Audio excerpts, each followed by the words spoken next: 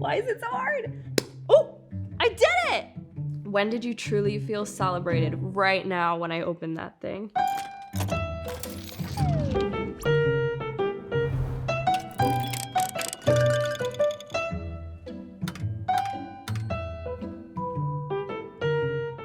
Hi, my name is Carrie Berk. I'm an author, journalist, and social media influencer.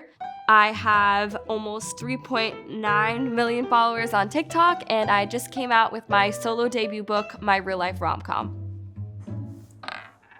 In what aspect of your life do you not feel good enough? So I was sitting on the couch one night, just eating a cup of cereal, watching TV, and just suddenly could not catch my breath. It was the middle of the pandemic. Class of 2020, no prom, no graduation. It was a really hard year for me to begin with.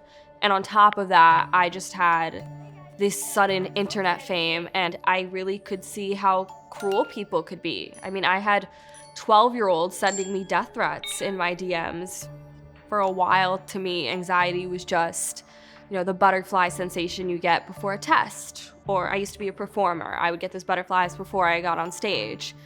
But I realized that it was so much more than that. It can be something so painful and debilitating. My heart was constantly racing. I couldn't catch my breath. I wasn't hungry. I had this constant track of intrusive thoughts in my brain that I could not escape.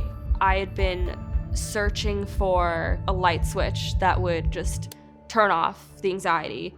And I think it was that moment, like 6 months into therapy, when I just realized I wasn't gonna get better. The only thing that was gonna change was the way I responded to it. And don't get me wrong, I'm still learning about anxiety and OCD as new symptoms arise, but now I understand it more than I used to. When do you take things personally? In what sort of conversation do you find yourself getting the most defensive or wounded?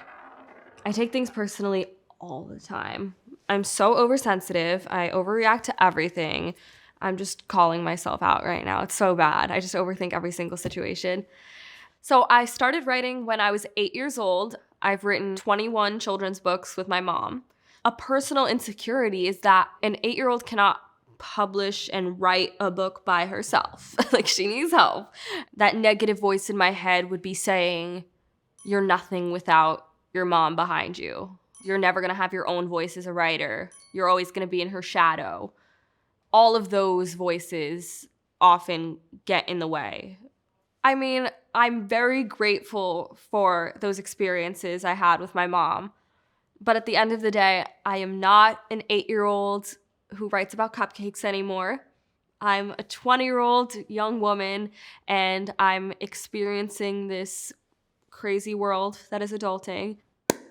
Where has pain served a purpose in your life? I talk very openly about my first heartbreak when I find out he's breaking up with me, and it almost felt like a form of grief. I just could not stop sobbing, and it sounds silly because I was 16, but at the time it felt so real and heartbreaking. I had never gone through something that deep. When we talk about our struggles in an authentic manner, that's what can really help people and resonate with them, because then they're able to relate to you and level with you. What was that actual moment like when I got my heart broken? What was it like when I dropped to my knees and my surroundings went blurry and my fingers went numb? That's a feeling that a lot of 16-year-olds who have been in love will be able to relate to.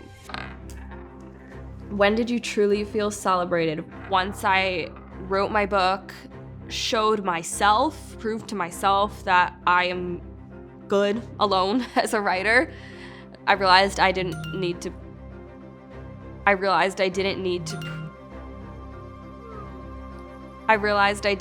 prove anything to anyone. And although I love my mom and I respect her and her work that she does, I'm good alone too.